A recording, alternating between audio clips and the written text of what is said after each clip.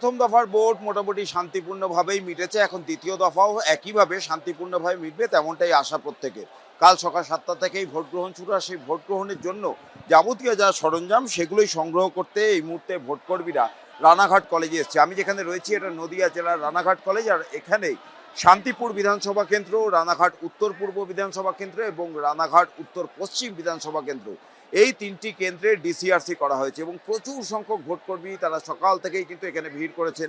দেখতেই পাচ্ছ আমার সামনে এই মুহূর্তে যে ভোটকর্মীদের দল রয়েছেন তারা একটি মহিলা পরিচালিত বুথের ভোটকর্মী এবং তারা তাদের নিজস্ব যে কিট সেগুলো সংগ্রহ করে নিয়েছেন।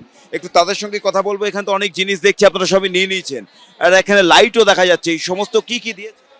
এখানে আমাদের ভোটের কাগজপত্র সমস্ত যত ফর্ম আছে সেগুলো ফিল আপ করে দিতে হবে, সেগুলো দিয়েছে। প্লাস আমাদের এক্সট্রা ফিমেল যেহেতু বুথ, সেহেতু ফিমেল হেলথ প্রোটেকশনের জন্য কিছু আমাদের এক্সট্রা মেডিসিন দিয়েছে, আর সমস্ত রকম সিল টিল দিয়েছে। আর এখানে সমস্ত ফর্মের এনভেলাপগুলো দিয়েছে, এগুলো খুলে খুলে এখন দেখছি। এইখানে বসেই অর্থাৎ এই ডিসিআরসিতে বসেই যে শেষ মুহূর্তের প্রস্তুতি তা অনেকটা এগিয়ে রাখছেন ভোটকর্মীরা। অনেকে কিট পেয়েছেন, এমনও অনেকে আছে যারা এখনো কিট পাননি এবং অভিযোগ হচ্ছে যে তারা সকাল থেকে অপেক্ষা করলেও সরঞ্জাম এসে পৌঁছায়নি। আপনারা এখনো পাননি? না, আমি 10টায় এসেছি, এখনো কোনো সরঞ্জাম আসেনি। বারে বারে ওখানে জিজ্ঞাসা করা হচ্ছে, ওরা বলছে এখনো মাল আসেনি, কিছুই দেয়নি। প্রচুর কাজ আছে আমাদের। নির্বাচন কমিশনকে বলুন একটা লুডো বা তাস দিতে, আমরা যাতে খেলা করি এতক্ষণ বসে বসে থেকে।